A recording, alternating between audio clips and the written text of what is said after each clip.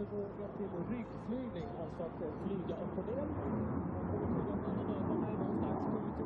Hello everybody and welcome to our live studio show here on MXGPTV.com with me, Paul Malin, and Lisa Leyland. It's round 15 of the FIM Motocross World Championship and it's the MXGP of Sweden. And coming up on today's show, we have from Team HRC in MX2, Ferruccio Zanchi. We've got Glenn Coldenhoff coming in from Fantic Factory Racing MXGP, and Davide De Carli, the team manager from Red Bull Gas Factory Racing. We've got a fantastic air display going on above us, which is normally reserved for Sunday, but it's happening now live during our studio show.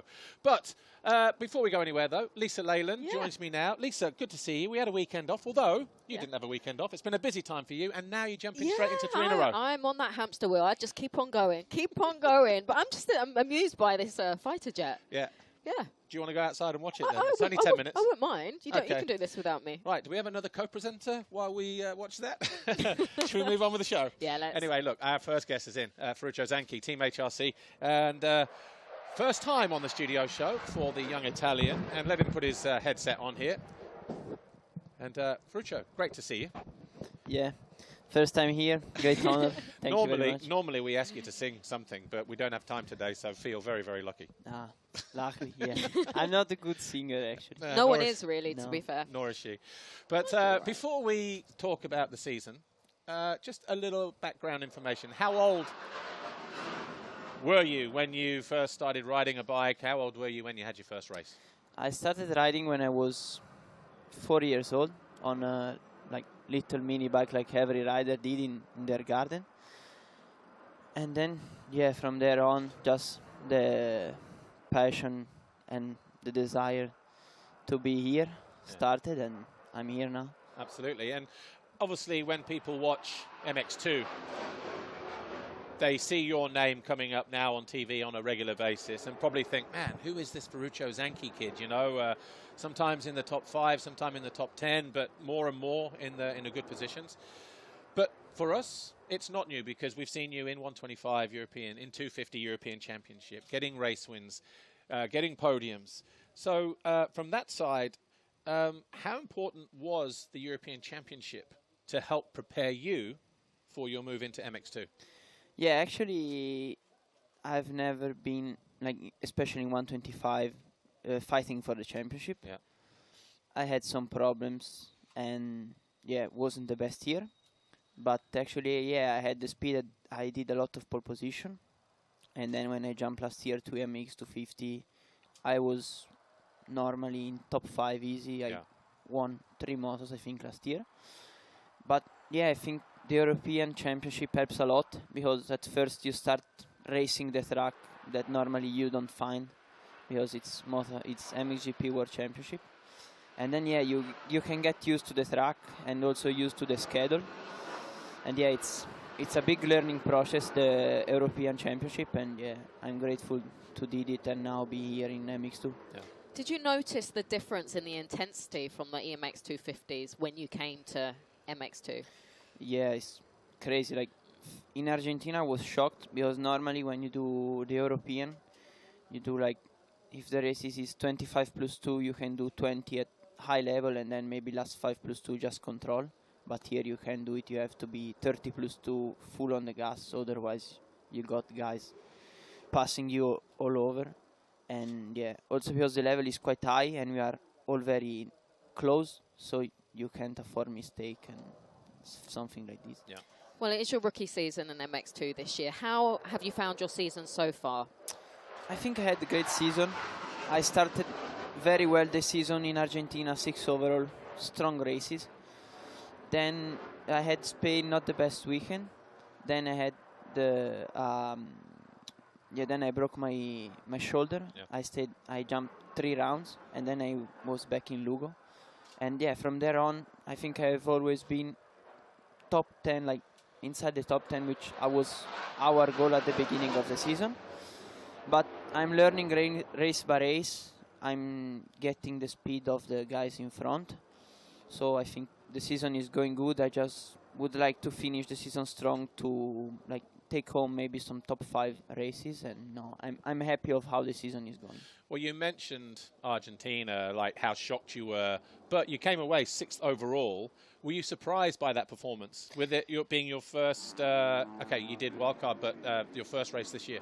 Yeah, Argentina was crazy, like first overseas race for me, and then I didn't know the level I had and the speed I had, so was crazy. But no, Argentina was very, very good. I had very good feeling with the track since Saturday, and yeah, I felt very, very good, and yeah, was very surprised because we went there with the goal of being the top 10, and top 6 overall is amazing. Like you said, your first flyaway, your first time in Argentina. How was the track? Because for many years since we've been going there, everybody, wow, Argentina, fantastic track. How was it for you? Was it a track you enjoyed, or was it very particular with the ground? Actually, after free practice, I was a little bit shocked because track is very, very, very fast and very, very slippery. Yeah. And I was just like going full gas everywhere and didn't understand a lot. But then when the tracks get bumpier and bumpier, I had great feeling and was very funny to ride there. Yeah.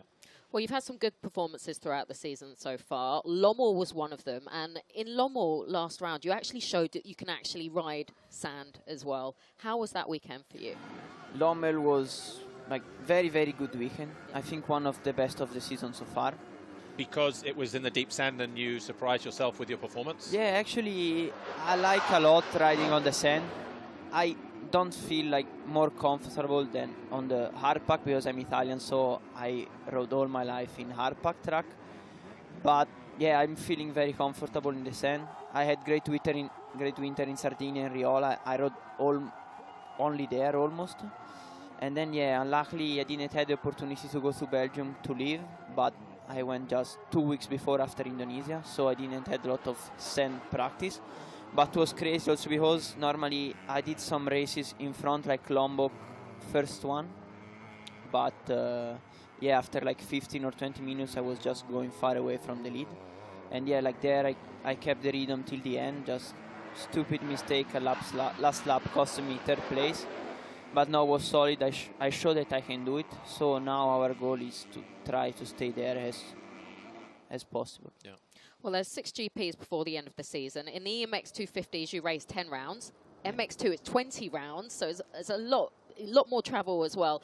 Do you feel the difference in that? Yeah, actually, from racing EMX2 is very impressive, the change you did, because with MX2, I skipped 3 rounds, but it's crazy because you do race, then 1 weekend off, but you didn't even enjoy because you are already on race. And yeah, the rhythm is crazy, and all the travels like doesn't help so much because when you go like for Indonesia, you stay out more than 2 weeks, and then when you go back, it's already Wednesday, and before you can ride it's Friday, so it's already race day. It is like that, isn't it? Yeah, very, very crazy schedule. Well, look, Ferruccio, all the best for the rest of the season. We are out of time, but yeah, keep up the good work. You're having some fantastic rides in your rookie season, and I guess building for the next season. So keep it up. Good job. Thank you very much. Well, look, our second guest is getting ready to join us now, Glenn Coldenhoff. But before we meet Glenn, here's a quick video of an Indonesian in Europe, and it's Delvintor Alfarezi, who rides for JM Honda, just telling us how his journey began getting into Europe and riding MX2. Enjoy. Delvintor Alfarezi, a young Indonesian rider, and a couple of years ago he got the huge opportunity with the JM Racing Astra Honda team. He moved from Indonesia over to Europe in Belgium, and we've got to think that the culture shock that we had going to Indonesia, that's something that he would have been experiencing when he moved to Belgium in Lommel. Yeah, I come from Jakarta, which is like actually quite far from Lombok. But yeah, it's really special to race in my home country, and yeah, like even though I still know a lot of people in Lombok, and yeah, I come there actually like a few times before to have a holiday. It's like a really nice places, and yeah, before like I only watched the GP in like when I was a kid, like in the television. Like yeah, to have a race in Indonesia like is unbelievable, and to be able to race it. It's like, yeah, it's a dream come true. coming into his second season and being with the team under the watchful eye of Jackie Martins, he's starting to enjoy his racing. He's starting to build that speed, and the team are starting to see that potential in him. This is the second year with Alfarezi. In the beginning, I get the request to get an Indonesian rider in MX2. We took the challenge and we go for it. No stress, we will handle it. Yeah, like everything was different, like in Europe, and last year it was like a learning year for me. Like even now, I'm still learning the European way. Like everything moves so fast, and like even the people, and then also in the with the track, it's so different. Like before, I didn't even know like one route to train in Indonesia, because we didn't have. It's only like a flat track, like a concrete basically. And with all the sand in Lommel, and then the big routes, deep routes in France, is like everything is so new, and I have to learn a lot. We worked hard, keep pushing, keep motivating, all for to get him on a level good enough to get the maximum out of it. And this year, for me, he's really make a big step.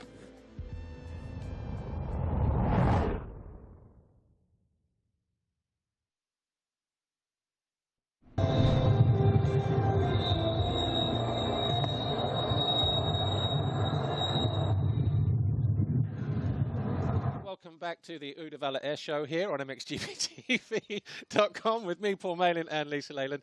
Our second guest joins us now from Fantic Factory Racing MXGP, of course, Glenn Coldenhoff. Glenn, great to see you. We've had a weekend off. Have you recovered from Lommel?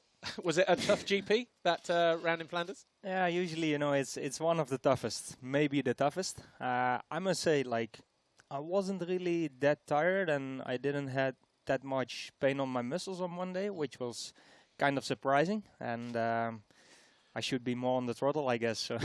And how prepared are you coming in for what, 5 races in 6 weeks now? Because we've got 3 a week off, and then Turkey, China, busy period.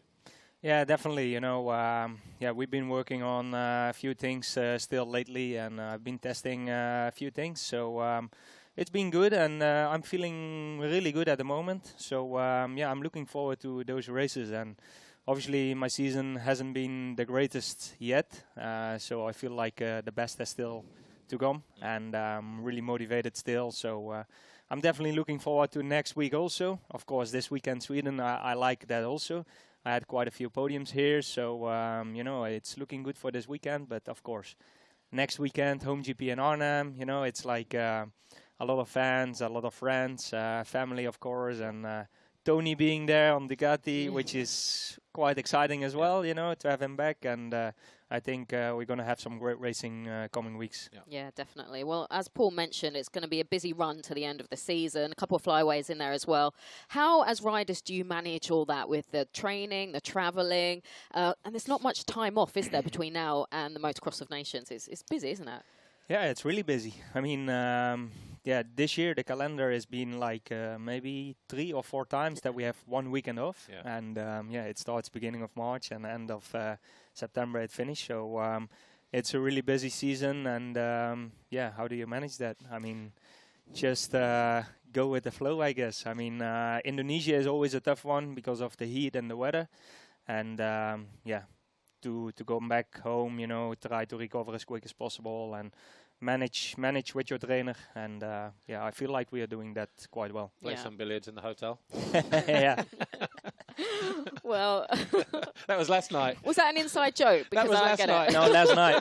No, I played billiard with Kevin last night. Oh, right, okay. Usually he wins, always. But I beat him yesterday, and I said to him, you know, we're going to keep the momentum going into this weekend, and first practice went well. So it's already a good weekend for you. Yeah. Brilliant. Well, this weekend is round 15 of 20. You're currently 6th in the points, Glenn. How would you evaluate your 2024 season? It's been tough. Like I had to deal with a few issues, I would say, after more or less the first 4 GPs, and had to adjust a little bit, but yeah, it's definitely not my greatest season so far. But yeah, with 6 races left, you know, we kept on working. We never give up, and like I said before, I think the best is still to come, and yeah, make the best out of it. I didn't have any podium this year. I think my best result so far is a 4th overall, I think, in Latvia, and a 5th overall in Lommel. You know, so the past few years I had minimum like 5 podiums, 6 podiums, kind of. So it's time to do something now. Well, you mentioned your previous podium runs and things like that, but this year you've had, you know, plenty of solid rides, plenty of solid results. But as a rider, you're always wanting more. What will it take to get that little bit extra? You know, what's missing there maybe? Yeah, no, I've been struggling a little bit. I mean, that's quite clear. We had to sort a few things out, and obviously, you know, if I especially look at the last 2 races, look at my starts were very, very off.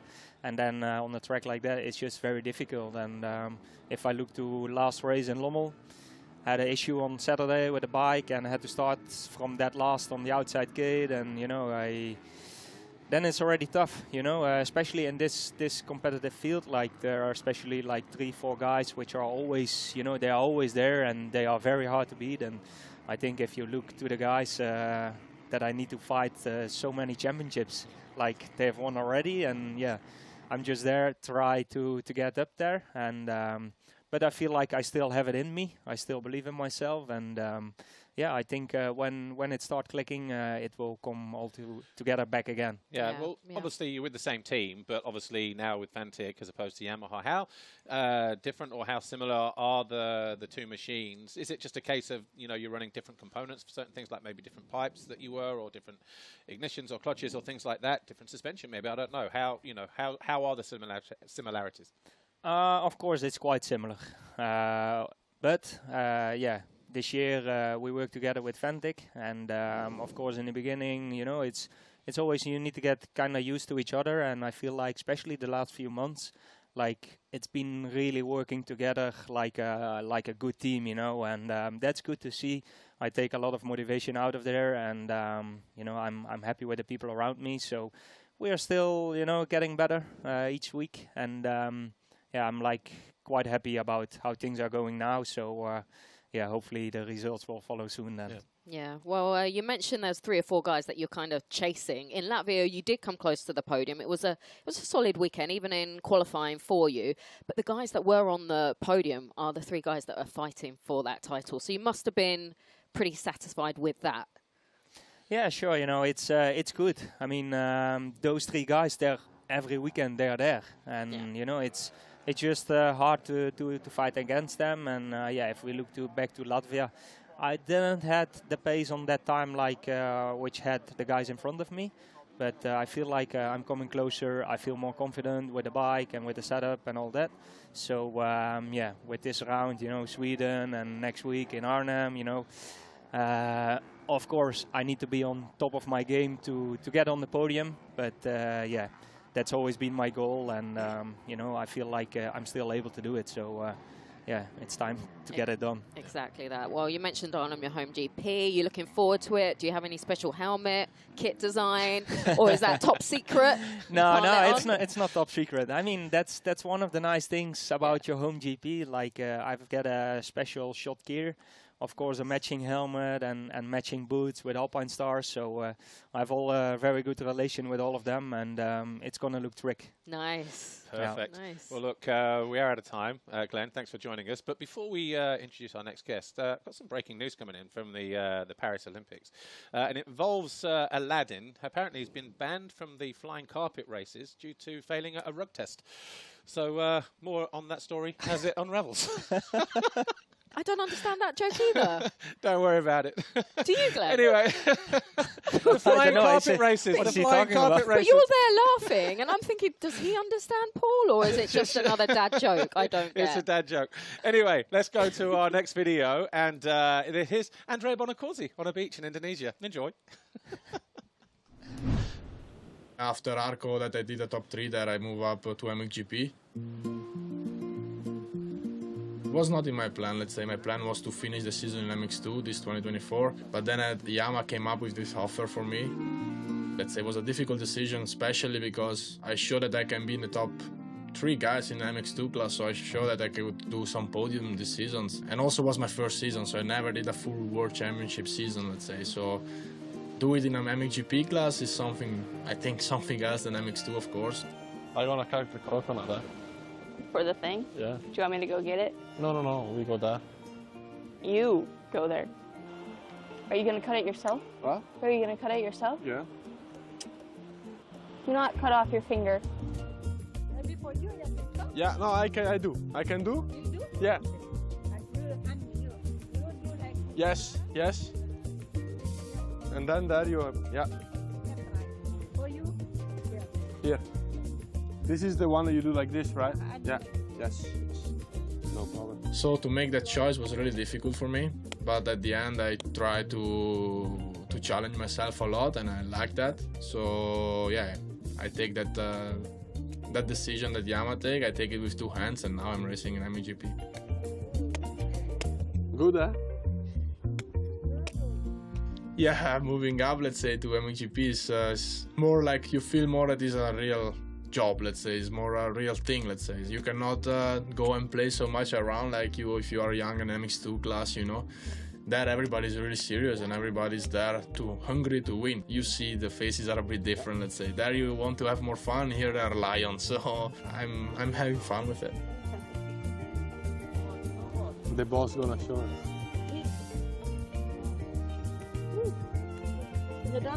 Coconut, open. Ready to drink. Voila. Now we are talking.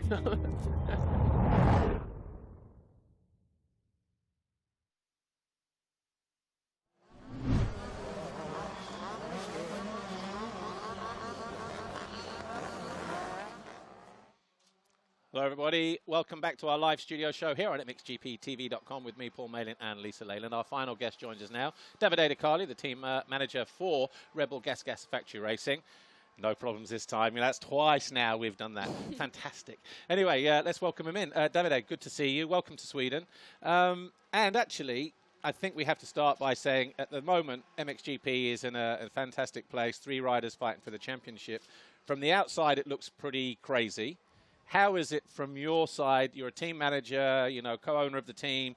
Your rider is right in the thick of it, fighting for the championship. Is it quite stressful, or is it something that you're quite used to, having been there many, many times before? No, it's not stressful for me. I feel really happy to see such a good championship, what we are having now, and the level is, of course, is really high. And sometimes you have some moment with some tension, but I think it's part of the game. Yeah. The level is really high, and I'm just enjoying the racing.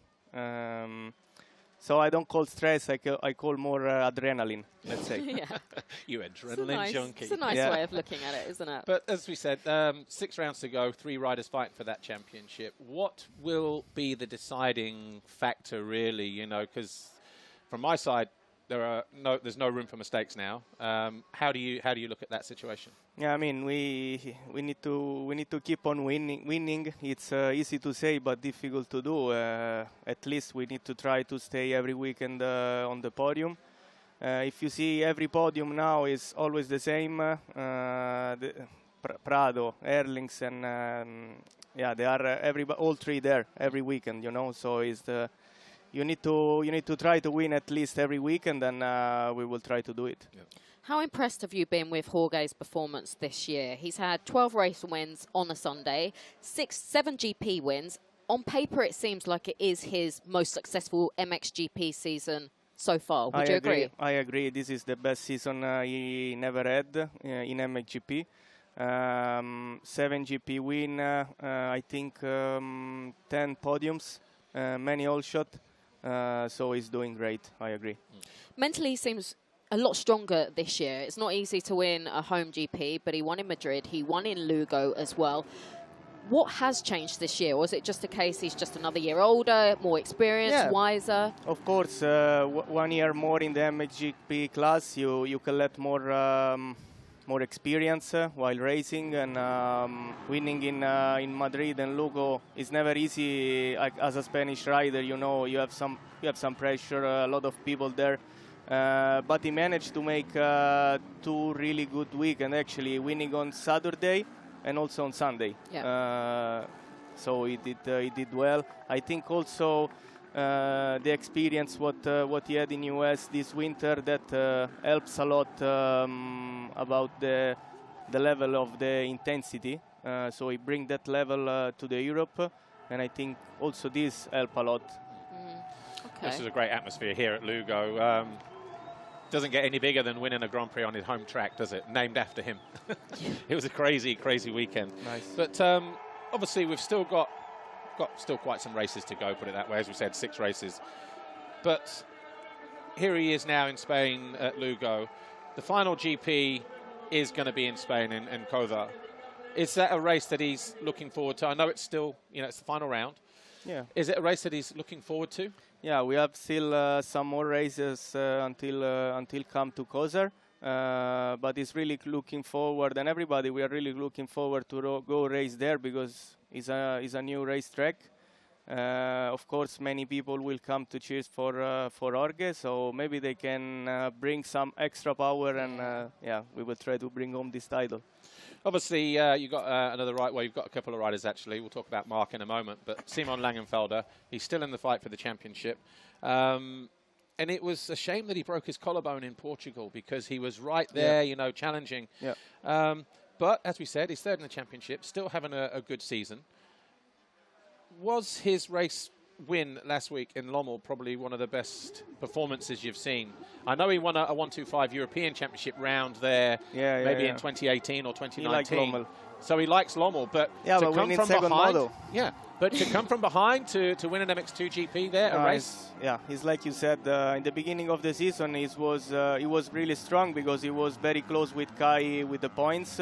After their first model in Portugal, it was only 18 points, something like that. Then unfortunately he break the collarbone, but he also makes something really great. You know, he come back 1 week. Yeah.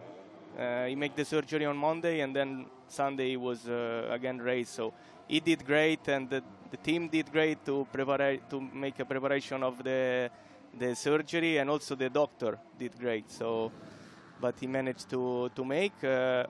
After the collarbone, of course, you need some times to reset a little bit, take back the pace what you had before.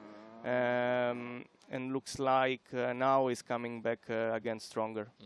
Well, like Paul mentioned, he is still in contention to win that title. He's 77 points from first, 12 points from Lucas.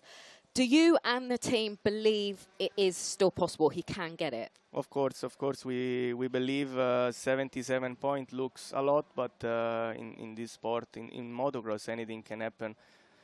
I will never forget, actually, here, what we had with Tony. We lose 50 points in 1 weekend, so, yeah. And after that, he won, 13 races from the last 15 then he or won something? everything. So that, I mean, we need to try to win every weekend, be there, put some pressure, and, yeah, we try until the end. Yeah. Okay, and just very quickly, Marc-Antoine, how's his recovery going? How's he doing? He's doing good. It's a shame that we never see him really 100% this season, but he was always a bit injured. So one time the shoulder, this time the knee. The knee is a big injury for him, because he broke the ligament. So he needs some time to recover, and he's doing physio every day, and I think he will be 100% ready for next season. Okay. Cool. Well, obviously, before we go, we are here in Uddevalla. There was a lot of rain yesterday and Thursday, but actually the track looks really, really good, and they made some new changes. How do you think it will race this weekend? I think MXGP make a great job for the track, because yesterday was raining all day, but I think they packed the track. So the water go away, and this morning they rip, and the dirt was good. Yeah, I was surprised. Yeah, it looks okay. I think we're going to be in for an interesting weekend. Yeah, that's for sure. We will see. Look, Davide, thanks for joining us. All the best between now and the rest of the season, and with that championship as well. And yeah, we'll see how it goes from the sidelines. Thank you. But we are out of time, and but we don't have to wait too long because we will be back next week in the Netherlands at Arnhem with me, with Lisa, with our new guests as well. But coming up on MXGP TV today, we've got 125s and 250s as well. So the first race from MX 125, presented by FMF Racing, coming up just before 3 o'clock. That's when we are live. So enjoy your day here on MXGPTV.com. We will see you next week. Thanks for watching. Bye for now.